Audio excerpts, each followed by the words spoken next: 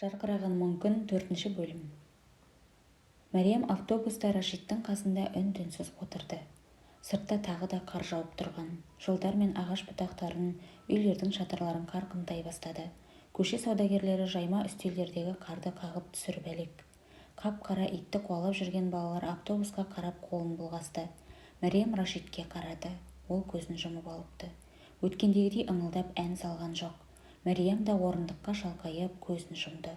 Мұз қатып қалған шұлықтары мен су сіңіп, дым тартпай тоқыма свитері денесін жайсыздандырып мазасын алды. Үйге тез жетуге асықты. Үйге қайтып келісімен Мәриям диванға қисая кетті. Рашид оның үстіне көрпе жауып қойды. Десе де, оның немқұрайлы қимылдарынан ашуға булығып тұрғаны байқалады. «Бұл тағы не сөз?» деді ол қайталап. «Ондай сөзді молдалар айтса жарасады. Дәрігерге Алланың жазымшы дегеннен жақсырақ жауап ала алар ма екем деп ақша төлейсің». Мәриям көрпесін қымтай түсіп, Рашидтің да ертерек демалуын өтінді. «Алланың жазымшымыз», деп күңкілдеді Рашид. Ол бөлмесіне кіріп, үсті-үстіне шылым шекті. Мәриям диванда көрпеге оранып жатып, терезеге қонған қар ұшқындарына қарады.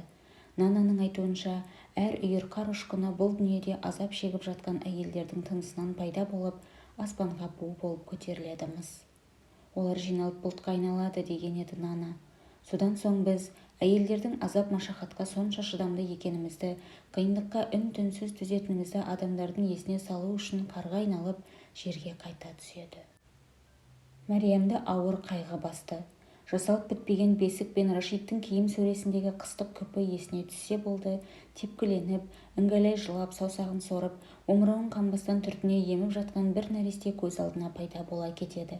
Шаранасы түсіп қалған соң Мәриям қуаныш күлкіден айырылып, үміт арманын жоғалтты. Жан дүниесінің сонша тез астан-кестен болғанына қайран қалды. Кей күндері өзін сабырға шақырып, орнынан ерте тұрып, беті қолын жуып, Рашидке таңғы ас дайындайтын. Солай етсе, қайғысы сәл пәс тартып, көңіл тұманы сейілгендей сезінетін. Ол сыртқа шығудан қорықты. Әр жолы қыстақтағы әйелдерді балалармен көргенде, кеудесінде қызғаныш оты тұтанады. 7-8 баласы бар әйелдердің өз балаларын құрсағында көтеріп, бауырына алып, омырауын емізе алғандар үшін бақытты екенін білмейтініне ашынса, хамымнан ағып шыққан лас сумен ойнап, бас-көзі кір-қожалақ болып жүрген балаларға қарап қамығатын. Олардың ұлдарының сотқарлығына, қыздарының жалқаулығына тыжыраңғандарын көргенде, Мәриямның тұла бойын ашу кернейтін. Іштен, сен тағы да балалы боласың, иншалла, әлі жассың ғой, алда талай нәсібің бар, деген үн құлағында тоқтаусыз жаңғырып жататын. Дегенмен, ол бұл істі тағдырдың өзіне берген жазасы деп білді. Ойы он саққа шашырады. Өзін жалт еткен жасындай аз күн шаттыққа бөлеген сол нәресте бәлкім бұл дүниеге көз ашуды қаламаған шығар. Тәңірі тағала оның Нанаға жасаған екіжүзділігі үшін осы жолмен жазалаған дүр. Анасының асылып өлуіне оның себеп болғаны рас қой. Мәриямдай опасыз перзенттер ана болуға лайық емес. Ол кейде қорқынышты түстер көретін. Түсінде Нананың жыны оның бөлмесіне кіріп, тырнақтарымен оның қарнын жарып, баласын алып қашатын, ал Нана қуана қарқылдап күледі де тұрады. Кей күндері оның кеудесін ашу мен кек кернейді. Көрде тұр, Рашидтің ерте қутындағаны, ұл туады деп жосықсыз көстеңдегені, басы бітіп жорғасы қалғандай балаға ат қойып үлгергені осы қайғыны алып келген шығар. Алланың бергеніне қанағат тұтпағанның жазасы болар. Болмаса, Рашид оны кеу-кеулеп алып барған моншаның сасық буы, лас суы, сабыны, әйтеуір бірдеңе бұл келеңсіздікке себеп болды. Жоқ, бұған Рашид себепкер емес, өзі кінәлі. Өзінің ұйқыға дұрыс жатпауы, ащы тамақ жегені, жеміс-жидек жемейтіні, шайды артығымен ішкені себеп болған. Жоқ, мұның бәрі Алланың бұйрығы. Алла оны несіне осылай жаратты екен? Неліктен басқа әйелдерге сый қылған қуаныш бақытты оған бермейді? Арман еткен дүниесін оған жылт еткізіп көрсетіп, масқаралағандай қайта тартып алатыны несі?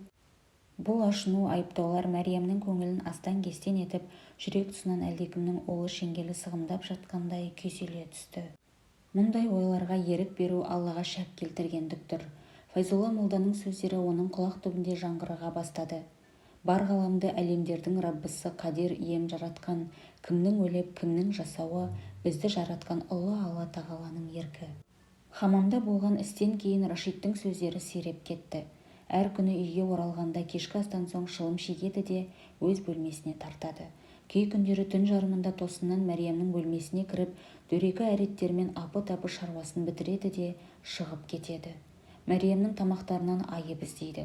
Ауладағы көлденең көк шырпыға, үй ішіндегі сіркедей қоқыс қалдығына тыжыранады. Жұма күндері базарға бірге барарда соңынан салпақтап ілесе алмай келе жатқан Мәриямға пысқырып та қарамайды. Әйелімен сыртқа шығудың қызығы ендігі солғындап, оған тәтті тұрым, сыйлық алып беру дегендер сап тыйылған. Мәриямның жақ ашқан бір ауыз сөзі де оған түрпідей тиетін болған. Ақшам сөніп, қараңғы үйірілді. Кешкі астан соң олар радио тыңдап отырған. Қыстың соңы болғандықтан шымшылаған сары аязда сиреп қалған. Қара ағаштың бұтақтарындағы қарлар еріп, әне-міне дегенше бүртік ататын түрі бар. Рашид Ауғанстанның айтулы халық әншісі Хамахаңның табламен орындаған әніне мүлгіп, өкшесін тықылдата шылым шегіп ыңылдап отырған. «Сіздің маған өкпеңіз бар ма?» деді Мәриям. Рашид үндемеді. Әуен бітіп, ел жаңалықтары басталды. Жаңалықтарда әйел диктор Ауғанстан президенті Дәуіт ханның Кеңес одағының бірқатар кеңесшілер тобын кеңес үкіметіне наразылығын білдіру мақсатында қайтарып жібергенін айтып жатты. «Маған өкпелеп жүрме» деп Рашид күрсінді. «Шынымен ренжіп қалған сияқтысыз». Рашидтің көзі оған шікірейе қадалды. «Несіне ренжімекпін? Білмедім, әлгі баладан кейін сенің қылына тимесем де тағы келіп мені сондай адам деп ойладың ба? Жоқ, олай емес. Ендеше жүйкеме тиме, білдің бе?» Кешіріңіз. Рашид қолындағы темекі қалдығын табанымен басып өшіріп, екіншісін тұтатты да радионың дауысын көтерді.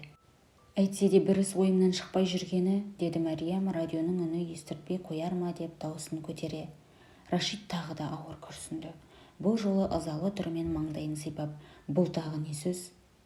«Баланы жосын бойынша жерлеп қойсақ деп ойлағанмын, азырақ Құран хатым түсірсек болғаны». Мәриям мұны көп ойланған. Өзегін жарып шыққан кішкентай жан иесінің еш белгісіз ұмытылып кетуін қаламаған. «Не керек ол? Мұның ақымақтық қой. Солай етсек, көңілім сәл де болса орнына түсер ме деп ойлаймын». «Ендеше өзің солай істе», деді ол қыжырана. «Бір ұлды көміп болғанмын, тағы біреуін көмер жайым жоқ. Сөзің бітсе радио тыңдайын». Ол радионың үнін одан сайын көтерді де жастыққа сүйеніп көзін жұмды. Сол аптаның жылымық бір күні Мәриям ауланың бұрышынан шұңқыр қазды. «Бисмиллахи-рахмани-рахим» деп күбірледі ол күрекпен шұңқыр қазып жатып. Рашид нәрестеге деп алған күпіні шұңқырға салып, үстін топырақпен жапты. «Түнді таң қылып атырасың, күнді кеш қылып батырасың, тіріні өліден шығарасың, өліні тіріден шығарасың, өзің қалаған пендене есепсіз ризық бересің».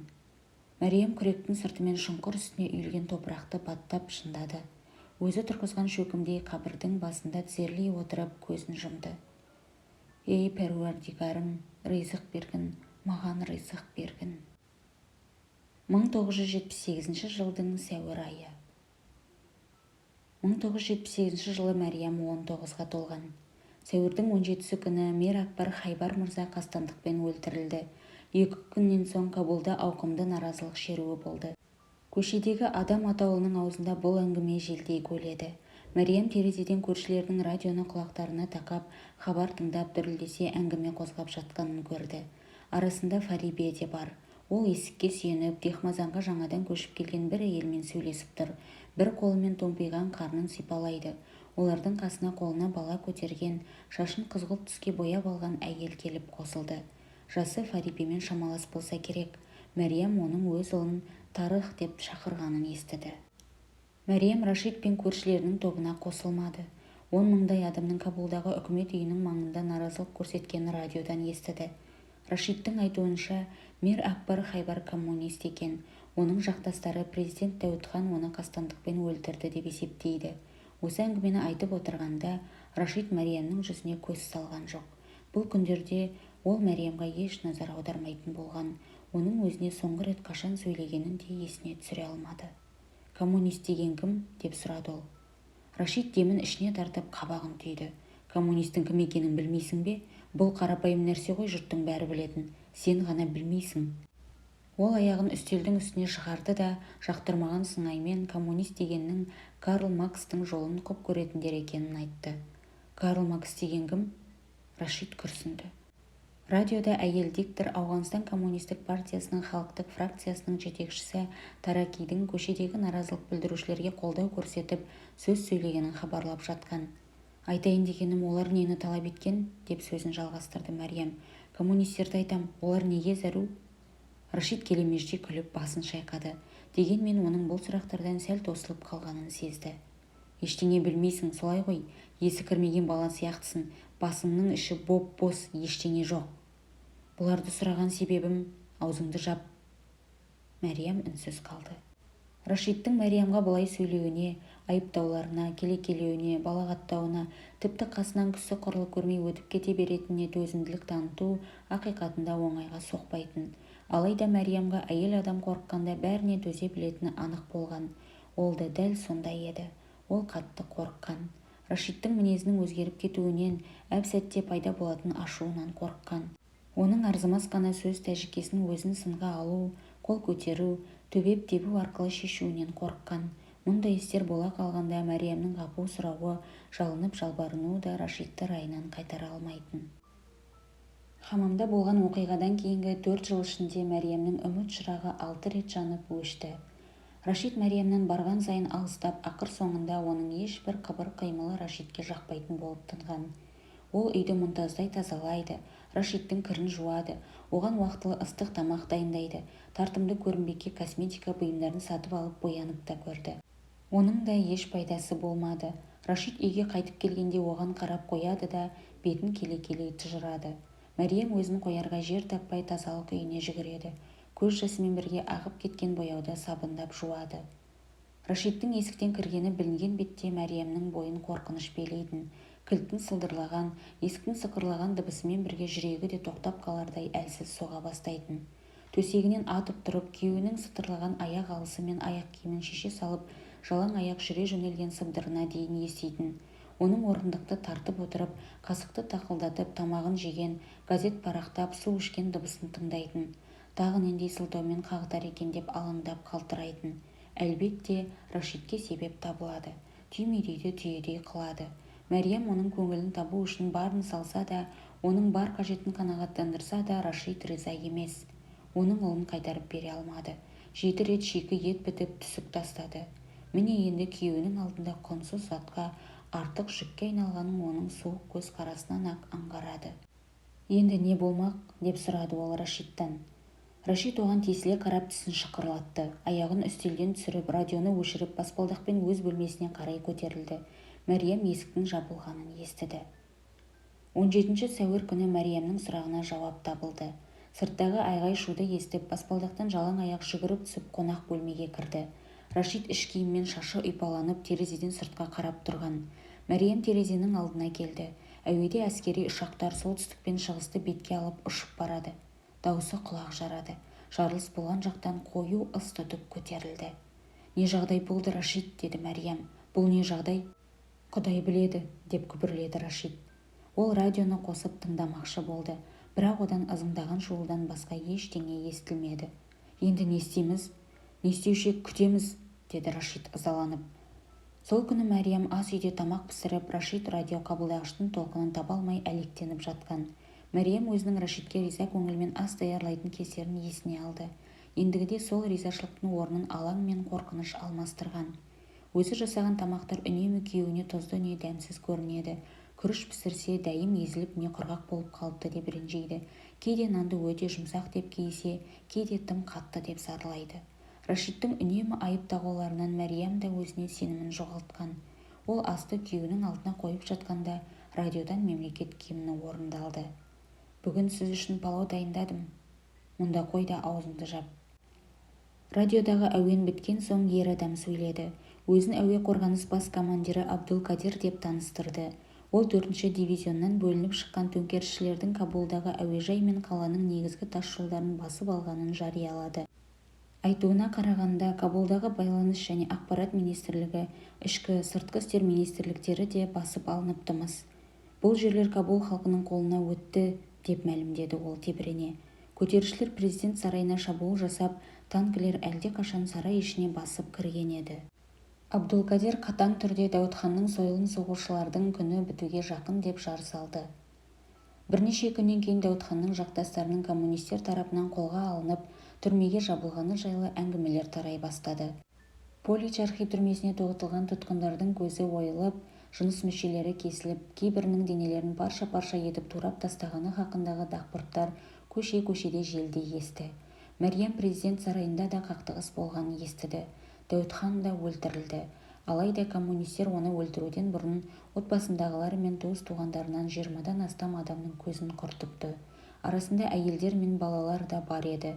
Біреулер Дәуітхан өзіне қол жұмсапты десе, біреулер қарулы қақтығыста оққа ұшыпты десті. Енді біреулері олар Дәуітханды өлтіруден бұрын отбасындағыларын оның көз алдында жайратып, соңынан оның өзін өлтіріпті деседі. Қарулы күштердің революциялық кеңесі құрылды. Еліміз енді Ауғанстан Демократиялық Республикасы деп аталады, деп мәлімдеді Абдул-Кадир. Ақсүйектер заманы, непотизм мен теңсіздіктің дәуірі аяқталды.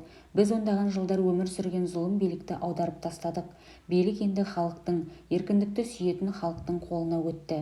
Отанымыз жаңа тарихи дәуірге қадам баспақ, жаңа Ауғанстан дүниеге көз ашпақ. Отандастар, ештеңеден қорықпаңдар. Жаңа тәртіп ислам мен демократияның ең озық қағидаттарын ұстанады. Бүгін сіздердің шаттыққа шоматын, жеңісімізді тойлайтын күндеріңіз. Сіздерді жарқын болашақ күтіп тұр. Рашид радиоқабылдағышты өшіріп тастады. Бұл жақсы іс пе әлде? Оның сөзіне қарағанда байлар үшін жақсы болмайтын түрі бар, деді Рашид. Біз үшін онша жаман іс болмаса керек. Мәриямның ойына жәлел түсті. Коммунистер оны қайтер екен, оны түрмеге жабама, ұлдарын ше, үй-жайы мен бар мал-мүлкін тартып алама, деп ойлады Мәриям. Мынауың ыстық па, деп сұрады Рашид ыдыстағы тамаққа тесіле қарап. Қазаннан қазір алдым. Рашид жөткірініп қойды. Кенеттен көтерілген сары қызыл сәулелер түнгі аспанды жарқыратып жіберді.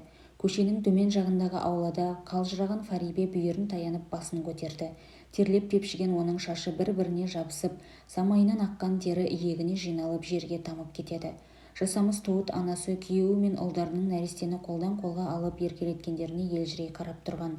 Олар нәрестенің сирек шашына, қып-қызыл бетіне, дүрдиген ерніне, жап-жасыл көзіне таңдана қарасады. Оның әуелі мысықтың мияулағанындай үн шығарып, артынша бажылдай жылай бастағанына қарық болып күлісті. Нұр Зәбидің көзін Жақұтқа ұқсатты. Ахмет бұл үйдің ең діндар мүшесі ретінде қарындасын қолына алып, құлағына азан шақырып, бетіне 3 рет үрледі. Сонымен есімі Ләйлә болды ма, деп сұрады хакім қызын қолына алып өбектеп. Иә, Ләйлә, деді Фарибе шаршаған сыңаймен әрен жымиып. Түн перизаты дөп келді.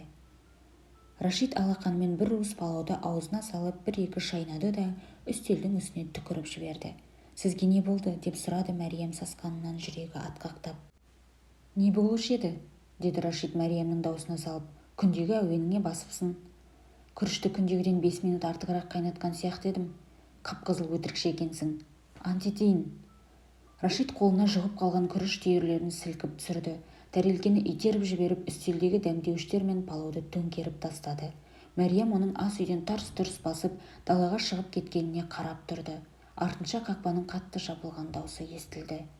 Мәриям шашылған күрішті тізерлей отырып теріп, тәрелкелерді орнына қоймақ болып еді, қол-аяғы дірілдеп орнында тұрып қалды. Жүрегі аузына тығылып бірнеше рет терең тыныстады. Өзінің терезедегі қуарып кеткен бейнесін көрді де, көзін басқа жаққа бұрып әкетті. Есік ашылып, Рашид ас үйге қайтып келді. Орныңнан тұр, деді ол. Орныңнан тұр да мұнда кел. Ол Мәриямның қолын дөрекілене тартып, алақанын ашып, бір уыс ұсақ тасты салды. Сал аузыңа. Не дейсіз? Аузыңа сал деймін мынаны. Тоқтатыңыз, Рашид, мен. Рашид қарымды қолдарымен Мәриямның иегін көтеріп, аузын үлкен аштырып, 2 саусағымен мұздай суық тастарды аузына тықты. Мәриям тыпырлап босап шығып кетпекке тырысты. Рашид тастарды тоқтаусыз итеріп сала берді. Астыңғы ернін жымқыра қатты тістеп алған. Енді шайна, деді ол. Аузы таспен лық толған Мәриям ыңырси жылап Рашидке жалынды. Көзінен жас құйылып кетті. Шайна, деп ақырды Рашид. Демі Мәриямның бетін шарпып, тасты шайнай бастады. Аузынан бірденен сынған дыбысы естілді. Жақсы, деді Рашид. Шеке тамырлары адырайып кеткен. Міне, енді пісірген палауының қандай болғанын білген шығарсың. Маған тигелі бері татымсыз, дәмсіз тамақтан өзге ештеңе бермегеніңді сезген шығарсың. Ол үйден шығып кетті. Мәриям қанға боялған тастан өзге 2 тал сынған тісін алақанына түкірді. 1987 жылдың көктемі, Кабул. 9 жасар Лейла орнынан ерте тұрды. Таң атысымен досы Тарықпен кездесуге асығатын, десе де бүгін досын көре алмайтынын білетін. Тарық оған ата-анасымен бірге Газни қаласында тұратын кіші әкесінің үйіне баратынын айтқан. «Қашан қайтып келесің?» деп сұрады Лейла жолға шығар алдында Тарықтан. 13 күн. 13 күн? Сонша ұзақ уақыт емес, қабағың түйіліп кетті ғой, Лейла. Жоға, жылап тұрсың ба? Несіне жылаймын? Әсіресе сен үшін ешқашан жыламаймын. 1000 жыл көрмесем де жыламаймын. Лейла оның сау аяғының башпайларынан тепті. Екінші аяғы протез. Тарық Лейляның басынан жеңіл ғана түртіп қойды. 13 күн дегені 2 апта. 5 күн өтпей жатып Лейла уақыт туралы бір шындықты түсінді. Уақыт бейне Тарықтың әкесінің пуштунша ән салғанда тартатын аккордеоны секілді ұзарып қысқарады екен. Лейла астыңғы қабатта ата-анасының тағы да керкілдескен дауыстарын естіді. Олардың ұрыс-керісінің қалай болатыны Лейляға 5 саусақтай белгілі. Шешесі шаптығып ауыз жаппай айғай-шу жасайды. Әкесі жуастықпен үндемей басын изеп, әйелінің ашу-ызасының тарқағанын күтіп отырады. Лейла киімін ауыстырмаққа бөлмесіне кіріп есікті жапты. Шешесінің айғайы әлі естіліп тұрған. Сәлден соң есік қатты жабылып, тарс-тарс басып бара жатқан аяқ дыбысынан соң шешесінің жата қалған үні төсектің сықырлағанынан білінетін. Сөйтіп әкесі бір күн болса да тыныштық табатын. «Лейла», деп шақырды хакім, «мен жұмыстан кешігетін болдым». «1 минут». Лейла аяқ киімін тез киіп иығына түсіп тұратын сары бұйра шашын айнаға қарап тарады. Шешесі оның сол алтындай сары шашын, ұзын кірпіктері мен жап-жасыл көзін, бетінің шұңқырын, қалың еріннің әжесінен аумай қалғанын айтатын. «Ол періштенің өзі еді», дейтін шешесі. «Сұлулығы бүкіл алқапта таусылмас тастан еді. 2 ұрпақ аттаса да сені аттап кетпепті, Лейла». Шешесінің алқап дегені Панджшер Кабулдың шығыс-солтүстігінен 100 шақырымдай жерде орналасқан, парсыша сөйлейтін тәжіктердің ықшам ауданы. Лейленің әке-шешесі немерелес туысқандар. Екеуі де Панджшерде туып өскен. Әкесі 1960 жылы Кабул университетіне оқуға түскенде Фарибиге үйленіп, Кабулға көшіп келген. Лейла баспалдақтан түсті. Сол сәтте ол шешем бөлмесінен шыға келіп, тағы да азан-қазан қылмаса екен деп тіледі. Әкесі тор тартылған есіктің жақтауында тізерлеп отырған. «Мынаны көрдің бе, Лейла?» Торланған есіктің астыңғы ернеуіндегі тесіктің пайда болғанына 1-2 аптадай болған. Лейла әкесінің қасына келіп еңкейе қарады. «Жоқ, көрмеппін, бүгін тесілген сияқты». «Мен де Фарибиге солай десем», деді ол даусы қарлығып. «Ол осы тесіктен ара кіріп жүр» дейді. Әр жылы хакімнің әйелімен кикілжіңінен соң тамағы қарлығып қалатын. Сондай кездері Лейляның оған жаны ашып кететін. Хакім иығы тар, тұрқы шағын адам, саусақтары әйелдің саусағындай жіп-жіңішке. Кей күндері Лейла әкесінің бөлмесіне кіргенде оның көзілдірігін тұмсығына түсіріп алып үңіле кітап оқып отырғанын көретін. Кейде ол Лейляның кіріп келгенін де аңғармайды. Қызын көрген бетте келген тұсына белгі салып кітапты жабатын. Хакім Джалаладдин Руми мен Шамсаддин Хафиздің ғазалдарын жатқа соғатын. Англия мен патшалық Ресейдің Ауғанстанға таласып жүргізген соғыстарының тарихын жақсы білетін. Үңгір ішіндегі сталактит пен сталагмитті еш қиналмай ажырататын.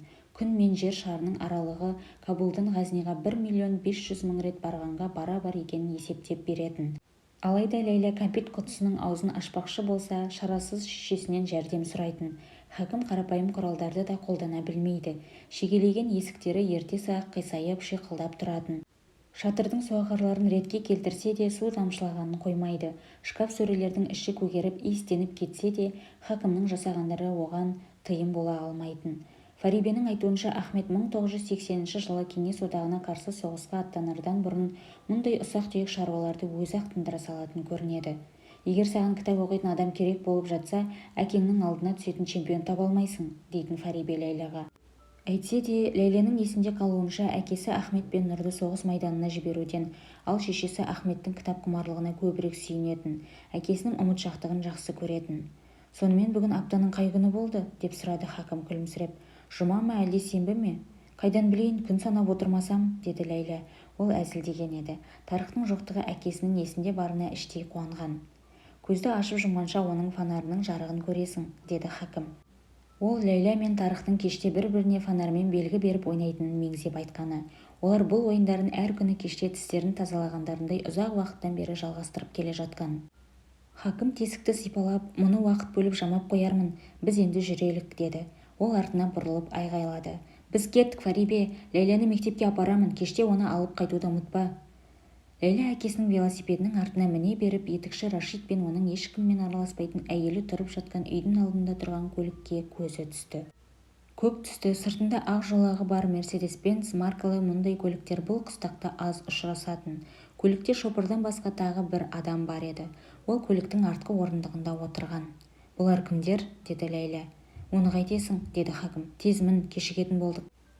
Ләйлә ата-анасының арасында болған тағы бір кикілжіңді еске алды. Онда шешесі әкесіне келіп бастырмалата: «Қашан көрсең топан су тобығынан келмейді сенің, солай ма, немере аға? Тіпті өз балаларың соғысқа аттанса да сенің ісің емес. Сонша жалынсам да бетіңді кітаппен бүркеп алып, ұлдарымызды құдды некесіз туған шаталардай жібере салдың», дегендей айыптауларын жаудырған. Хакім велосипедке мінді. Ләйлә оның белінен мықтап ұстап артына отырды. Көк түсті көліктің қасынан өте бергенде, көліктің артында отырған адамды Ләйлә анық көрді. Арық, шашы күмістей ағарған, үстіне қоңыр түсті костюм киіп алған кісі екен. Костюмының кеуде қалтасынан үшбұрышталған ақ қолорамал көрініп тұрған. Ләйләнің көзі көлік номеріндегі «Герат» деген жазуға түсті. Олар жол бойы әңгімелеспеді. Көше қиылысынан бұрылғанда ғана хакім велосипедін тежеп: «Ләйлә мықтап отыр, қазір тоқтаймын, қолыңды босатпа», деп қойды. Сабақ кезінде тарихтың жоқтығы, ата-анасының ұрыс-керісі Ләйләнің есіне түсе берді. Мұғалім оның атын атап, Румыния мен Кубаның астанасын айтып беруін сұрағанда, ол не дерін білмей аңырап қалды. Мұғалімнің есімі Шанзай. Оқушылар оны өз араларында Ранмал хала, суретші апай деп атайтын. Оған себеп, тәртіпсіздігі үшін ол алақанымен балалардың бетінен бейне қалқаламмен сурет салып жатқан суретшідей кезек-кезек ұратын. Ранмал хала қасы қою, жүзі сопақша келген әйел. Сабақ басталған алғашқы күні оқушыларға өзінің хост ауылында кедей шаруа отбасында туып өскенін тебірене айтып берген. Үнемі бойын тік ұстап, теп-тегіс таралған қара шашын шүйде тұсынан буып алатын. Ешқашан крем қолданбайтын, боянбайтын, сәндік әшекейлер тақпайтын, жүзінде жаппайтын. Қыздардың да бетін бүркемелемегенін сөкпейтін. Ер мен әйел тең, егер ерлердің жүзін жабуы қажетсіз болса, оны әйелдерге аударудың еш орны жоқ дейтін. Кеңес одағын Ауғанстан сияқты ең ұлы мемлекеттердің бірі деп мақтайтын. Оның айтуынша Кеңес одағы жұмысшылар мен шаруалар мемлекеті. Онда әркім тең және бақытты. Адам адамға дос әрі туыс. Тұрғындары ұры-қарыдан қорқып көшеге шығуға алаңдайтын Америка сынды қылмысы көп ел емес.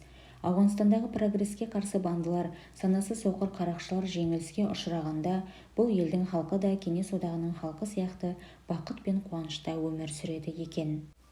Сондықтан Кеңес одағындағы жолдастар 1979 жылы бұл жерге отанымызды мешеу, қараңғы қалпында қалдыру ниетіндегі жабайылардан құтқару үшін көмекке келген. Сол үшін сендер де отанымызға өз көмек қолдарыңды созуларың керек, балалар. Сондай ниеттегі бүлікшілерді білсеңдер, табан астында хабарлаңдар. Бұл сендердің парыздарың. Анық естіген бойда мәлімдеңдер. Олар сендердің ата-аналарың, нағашыларың яки аға-жеңгелерің болса да мейлі. Өйткені ешкімде сендерді отанның сүйгеніндей сүйе алмайды. Сендердің отандарың бәрінен ұлы. Естеріңде болсын, осыны орындағандарыңда сендерді мақтан тұтамын. Ұлы отандарың сендерді мақтаны жетеді. Ранмал халаның арт жағындағы қабырғаға Кеңес одағы мен Ауғанстанның картасы, оның қасында президент Наджибулланың портреті ілінген.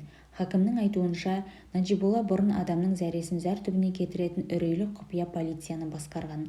Қабырғада күлімсіреп тұрған жас кеңес жауынгерлерінің шаруалармен қол алысып сәлемдескен, алма ағаш отырғызып, құрылыс салысып жатқан суреттері де бар еді. «Ойбу», деді Ранмал хала, «көзіңізді ашып көріп отырған тәтті түсіңізді бұзып жіберген сияқтымын ғой, төңкерісші қыз». Ләйлә 1978 жылы сәуірде үкімет аударылған түні дүниеге келгендіктен төңкерісші қыз аталып кеткен. Бұл оның сыныптағы лақап аты. Ранмал хала оқушыларға сол күннің төңкеріс басталған, халықтың теңсіздікке қарсы қозғалған бір күн екенін түсіндірген. Оның айтуынша сол түні ешқандай соғыс болмаған, тек шетелдік арандатушылармен төңкеріске кедергі келтірушілермен болар болмас кикілжің орын алған. Әлбетте ешкімде оның алдында 8 жылдық соғыстан кейін кеңестіктердің жеңілгені туралы айтуға батылы бармайтын. Ал шынында сол күндерде маджахеттер Америка президенті Рейганның Стингер зымырандарын тасып әкеліп, кеңес ұшақтарын нысанға алып атқылап жатқан. Мысыр, Пәкістан, тіпті Сауд Арабиясы қатарлы мұсылман елдері бірлесіп, Кеңес одағына қарсы соғысып жатқан. Бухарест, Гавана, деп жауап берді Ләйлә. Бұл елдер біздің досымыз ба? Олар бізбен дос, мұғалім. Олар бізге дос елдер. Ранмал хала риза көңілмен басын изеді. Сабақ бітті. Фарибенің қарасы көрінбейді. Әдетте ол дәл уақытында Ләйләні алуға келетін. Ол амал жоқ, сыныптастары Гити және Хасиналармен бірге үйге қарай жаяу тартты. Гити сидиған арық қыз, шашын қос өрім етіп өріп алатын, қабағы қатулы жүретін, үнемі кітаптарын құшақтап алатын. 12 жасар Хасина Гити мен Ләйләден 3 жас үлкен.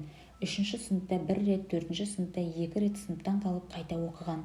Сабақтағы олқылығының орнын өжеттігімен, Гитидің сөзімен айтқанда тігін машинасының үніндей жабылмайтын аузымен толтырған. Ранмал хала деген лақап атты да сол қойған. Бүгін ол ұсқынсыз жігіттен қалай құтылу жөнінде кеңес бере бастады. Бұл дегенің жеті өлшеп бір кескен тәжірибе, өте сенімді әдіс, сендерге уәде бере аламын. Мұның бір ыңғайсыз іс болды. Менше жігіт табуға асығып жүргенім жоқ, әлі кішкентаймын, деді Гити. Сәби емессің ғой енді. Онда неге сұрап келген ешкімді көрмеймін? Өйткені сенің сақалың бар ғой, қымбаттым. Гити иегін сипап Ләйләға қапалана қарады.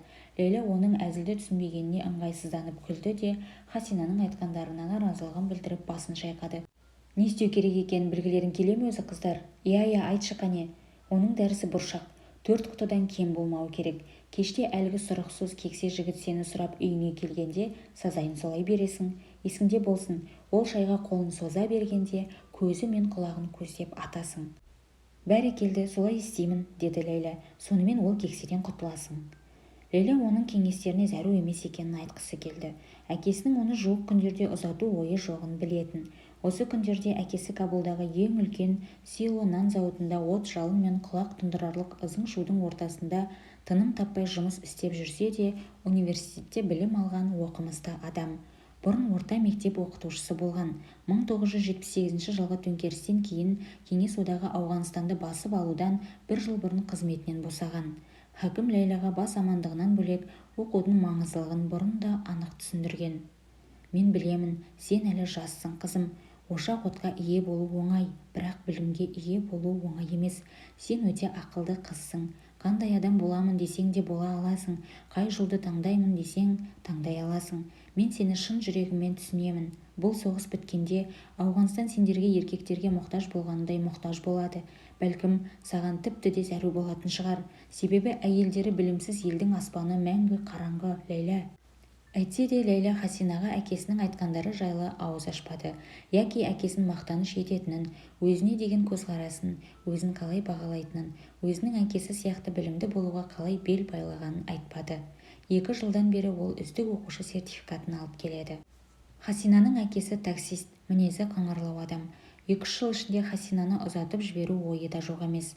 Хасина Ләйләға Лахордағы көлік жөндеу цехының иесі өзінен 20 жас үлкен немере ағасына тұрмысқа шығатыны бекітіліп қойылғаны жөнінде бұрын да айтқан болатын. Ләйлә бұларды да сөз етпеді. Оны 2 рет көргенмін, деді Хасина. Тамақ жегенде аузын сонша үлкен ашатын адам екен.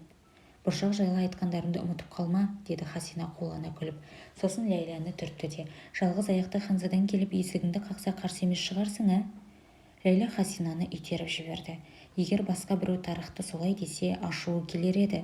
Хасинаның сөзінде зіл жоқ екенін білетін. Өзгелерді олай мазақтауға болмайды, деді Гити. Кімді айтасың? Соғыста жараланғандарды айтамын, деді Гити Хасинаның сыр тартып тұрғанын білмей. Меніңше, Гити молданың тарихқа көңілі ауып қалыпты. Енді білгенімді қарашы, дегенмен оған басқа бір сұлудың көңілі әлде қашан құлап болған. Сен білмейсің ғой деймін. Дұрыс па, Ләйлә? Менің көңілім ешкімге ауған жоқ. Олар Ләйләмен қоштасып өз үйлеріне қарай керкілдесе кете барды. Ләйлә тағы 3 көше жалғыз жүрді. Өз үйіне қарай бұрылғанда көк түсті көліктің Мәриям мен Рашидтің үйінің есік алдында әлі тұрғанын көрді. Әлгі қоңыр костюмды адам көліктің алдына сүйеніп, үстіңгі қабатқа қарап тұрған. Ләйләнің арт жағынан біреудің шақырған даусы естілді. «Ей, Алтыншаш, бері қара!» Ләйлә артына бұрылды. Хадим қызыл түсті оқпаны жасыл ойыншық тапаншаны Ләйләға кезеді. Үстіңгі ерні астыңғы еріннен қалың, ұзынтұра толықтау келген 11 жасар ол тарихпен құрдас. Жолдан өтіп бара жатқандарға тайынша торпақтың ішектерін лақтыратынын таныс. Әкесі Дихмазанда қасапшылықпен айналысады. Сабақ аралығындағы үзілістерде Хадим тарихтың жоқтығын пайдаланып, Ләйләнің соңынан қалмай, әр ненің даусын салып мазалағанын қоймайтын. Бірде ол Ләйләнің иығына қолын артып, өте сұлусың алтыншаш, сені жар еткім келеді деген. Қорықпа, атпаймын, әсіресе басыңа атпаймын. Қолыңдағыны таста, саған ескертемін. Не істемексің сонда, деді Хадим. Мені әлгі мүгедегіні сабатпақсың ба? Тарықшан, тез келіп мені мына жексұрымнан құтқарып ал десеңші. Ләйлә артқа қарай шегінді. Дегенмен Хадим тапаншасының шүртпесін басып үлгерген еді. Арт-артынан ытқып жатқан жылымық су Ләйләнің басына, бетін басып тұрған қолына шашырай бастады. Бірнеше ұл тығылып жатқан жерлерінен атып шығып қарқылдай күлісті. Ләйлә балағаттап жіберді, бірақ сол сөздердің мәні мен қай кезде қолданылатынын білмейтін. Доңыз жегіштің баласы, не десең де менің шешем сенің шешең секілді алжып отырған жоқ, деді Хадим сызданып байыздай сөйледі. Ал әкем сенің әкең сияқты ез, мылжың емес, тіліңді безегенше қолыңды иіскеп көр. Қаумалап тұрған ұлдар да шуылдай жөнелді. Қолыңды иіске, қолыңды иіске. Ләйлә қолын иіскеді.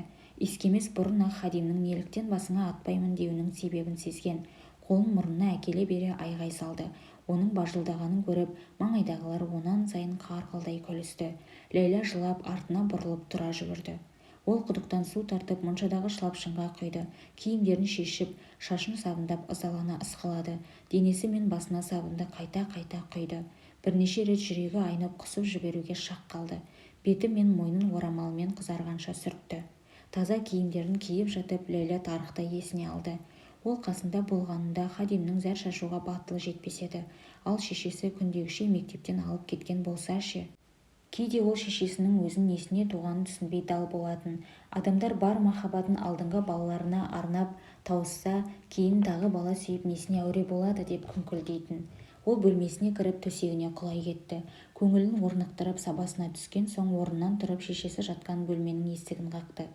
Кішкентай кезінде шешесінің бөлмесінің алдында сағаттап отырып қасиетті сөздерді күбірлегендей «Шеше, шеше» деп қайта-қайта шақыратын. Бірақ шешесі жауап қатпайтын, есікті де ашпайтын. Бұл жолы да ашпады. Ләйлә тұтқаны айналдырып бөлмеге кірді. Кейде шешесінің бойы сергіп, көңілі көтеріліп қалады. Көзі жайнап, төсегінен тез тұрады. Күлімсірегенде астыңғы ерні сәл жиылып жоғары көтеріледі. Моншаға түсіп, таза киімдерін киіп, көзінің асты-үстін бояйтын. Ләйләнің да шашын тарап, құлағына сырға, шекелерін тағып базарға бірге барады. Ал кейде жыландар мен сатылар үстел ойынын ойнайтын. Шешесі ұнататын шоколад алып жейтін. Шешесінің көңіл күйі орныққанда, әкесінің де жүзі жылып сала береді. Хакім үйге оралғанда Фарибе ас тақтайдан көзін тайдырып, күйеуіне бұрылып тістерін көрсетіп күліп тұратын. Сонымен үй ішіндегі келіспеушілік қайда сіңгені белгісіз ғайып болатын. Фарибе балалары шулаған, мейір-махаббатқа толған сол бір бақытты күндерге қайтып барғандай күй кешетін. Кейде ол пірәндік пісіріп, көршілерін шайға шақырады. Шешесі дастархан жайғанша Ләйлә тегенедегі қамырдың жұғындыларын қырып тазалайды. Аздан соң қауқылдаса жөнелген әйелдердің ортасына кіріп, гу-гуге құлақ салатын. Олардың әңгімелеріне сөз қоспаса да бірге отырып, Фарибенің Хакім жайында аузы құрғамай айтқан сөздерін тыңдауды ұнататын. Басқа күндері үйде мұндай әңгімелердің болуы мүмкін емес еді. Ол жоғары дәрежелі оқытушылардың бірі, дейтін Фарибе. Оқушылары оны жақсы көретін. Өзге мұғалімдер сияқты балаларды шыбықпен ұрмайды. Керісінше өз балаларындай қарайтын. Оқушылары да оны ерекше құрмет тұтты. Нағыз ұлағатты ұстаз деуге лайық. Фарибе Хакімнің өзіне сөз салған кезін там-сана әңгімелейтін. Сол кезде мен 16-дамын, 19-да Паншерде көрші тұрдық. Оған көңілім бір жола құлады десем өтірік емес. Мен дәйім екеуміздің үйімізді бөліп тұратын қоршауға жармасып, олардың ауласына асып түсетінмін. Олардың жеміс бағында бірге ойнайтынбыз. Хакім ұсталып қалып, әкемнен таяқ жеп қалам ба деп алаңдайтын. Үнемі күндердің күнінде әкең сазайымды беретін шығар дейтін. Бір күні оған, ау немере аға, енді қайтпек керек, сіз мені сұрап, елші жібересіз бе, әлде мен сізге жіберейін бе, дедім. Иә, дәл солай дедім. Сондағы оның түрін көрсеңдер. Ләйлә Фарибе мен өзге әйелдерге қосыла қол соғып жарыса күлетін. Осы әңгімелерді естігенде ол шешесінің жас күнінде әкесі Хакімге шынайы ынтық болғанын, онымен бір бөлмеде ұйықтайтын кездерін қиялдады. Өзінің сол жарқын күндерді көруге үлгермегенін ойлап өкінді. Хакім мен Фарибенің махаббат хикаясы біртіндеп жар іздеу тақырыбына ауысатын. Әлбетте, Ауғанстан Кеңес одағы арасындағы соғыс аяқталған соң жігіттер үйлеріне оралады. Оларға жар табу керек. Шайға келген әйелдер қыстақтағы қыздардың арасынан Ахмет пен Нұрға қалыңдық табу жайында әңгімеге көшеді. Әйелдер Ләйлә сонша ынтызар болғанымен көру бақыты бұйырмаған көріністер хақында әңгімелесіп жатса да, неге екені белгісіз, өзін елеусіз қалдырғандай сезінеді. Ол 2 жасқа толған жылы Ахмет пен Нұр солтүстік жақтағы панджшерге командир Ахмад Шах Масудтың күштеріне қосылып, Кеңес одағына қарсы соғыс майданына аттанған еді. Ол ағалары туралы көп жайтты есіне түсіре алмайтын. Бары Ахметтің мойнына тағатын алла сөзі мөрленген алқа мен Нұрдың сол құлағының үстіндегі бір тұтам қара қалғаны. Азита ше? Әлгі кілемшенің қызы ма? Деді Фарибе шошынғандай алақанымен бетін басып. Хакімдікінен қою мұрты бар ол қыздың. Анахита болмай ма? Естуімше ол Зархуна қыздар мектебінде сыныптың алдын бермейтін үздігі дейді. Ол қыздың тістерін көрмедің бе? Құдды қабірдің тастары секілді. Ерінің астына бірнеше мола жасырып қойғандай көрінеді. Онда әпкелі сіңілі уахиделер? Жоқ, ол 2 тапалды атай көрме. Олар ұлдарымның теңі емес. Иншалла ұлдарыма олардан жақсы жар табылады. Әңгімелерді тыңдап отырған Ләйләнің қиял құсы қияндарға шарқ ұрып ақыры тарақты іздеп тапты. Фарибе терезедегі сарғыш пердені тарта салысымен бөлме қараңғылыққа шомды. Бөлмеде оның демінен шыққан иіс, кір шұлық, алдыңғы күннен қалған құрма мен әтірдің тұтқыр иісі бұрқырады. Ләйлә бір бұрышқа қарай жылжымақ ниетпен қараңғыға көз үйретіп, сәл аялдап тұрғанымен аттай бере шашылып жатқан киімдерге шалынып, құлап түсе жаздады. Пердені ашып, төсектің аяқ жағындағы бүктемелі орындыққа келіп отырды. Шешесі көрпеге оранып, қыбыр қимылсыз теріс қарап жатқан. Фарибенің бөлмесіне Ахмет пен Нұрдың суреттері ілінген. Ләйлә қай жағына қараса да өзіне бейтаныс сол 2 бейне күлімсірей қарап тұратын. Бір суретте Нұр 3 дөңгелекті велосипедке мініп, енді бірінде 12 жасар Ахмет әкесі жасаған күн сағаттың қасында намаз оқып отырған. Қарсы қабырғадағы суретте Ләйләнің тағы сол 2 ағасы ауладағы кәрі алмұрт ағашының астында иық тірестіріп отырған. Ләйлә Фарибенің төсегінің астындағы аяқ киім қорабының үлкендігіндей сандықшаның бір бұрышын көрді. Кейде шешесі сандықшаның ішінен бүктетілген газеттер мен кітаптарды алып Ләйләға көрсететін. Бұл кітаптарды Ахмет партизандық топтар мен бас штабы Пәкістанда орналасқан қарсылық ұйымдарынан жинап сақтаған. Бірде Ләйлә сол газет қиындылары мен кітаптар арасынан сурет тауып алған. Онда ақ халат киген ер адам аяғы шолақ сәбиге кәмпит ұсынып тұрған. Суреттің астына кеңес миналарының құрбандары балалар деп жазылған. Соған жазылған мақалада айтылуынша, кеңестіктер балалар ойыншығының ішіне жарылғыш зат жасырып қояды екен. Бала ойыншықты қолына алса, бірден жарылып, саусақтарын тіпті қолын үзіп жібереді. Нәтижесінде әкелері шарасыз үйде бала бағуға мәжбүр болып, соғысқа бара алмайды делінген. Ахметтің сандығындағы газеттер мен кітаптардың арасында жас сарбаз жазған бір бума хат та бар еді. Хатта кеңестіктер оның ауылына улы газ жіберіп, адамдардың терісі күйіп, көзі соқыр болғаны айтылған. Сарбаздың баяндауынша сол оқиғада шешесі мен қарындасы шырқырап тоған жаққа жүгіре қашқан. Жетіп үлгергенше жолда қан құсқан сәтін өз көзімен көрген-мыс. Шеше! Төсектегі көрпе қозғалып ыңыранған дыбыс естілді. Тұрыңыз шеше, сағат 3 болды. 2-ші рет ыңыранған дыбыстан соң бейне су асты кемесінің перискобы су үстінде кенеттен пайда бола кеткені секілді бір қол көтеріліп қайта түсті. Көрпе сырғып, әуелі шешесінің ұйпаланған шашы, артынша қуарған жүзі көрінді. Ол көзін сығырайта әрең ашып, қолын таянып орнынан тұрмаққа ыңғайланды. Сабағың қалай? Деді Фарибе бәсең үнмен. Одан әрі дағдылы бірер сұрақ жауап басталды. Екеуі де ескі бір әуенге ұзақ билеп шаршаған бишілерге ұқсайтын. Көңілдері қаламаса да бұл сұхбатқа өздерін мәжбүрлеп отырған. Өте жақсы, деді Ләйлә. Бірдеңе үйрендің бе? Күнделікті қарапайым нәрселерді үйрендік. Тамақ іштің бе? Іштім, жақсы болыпты.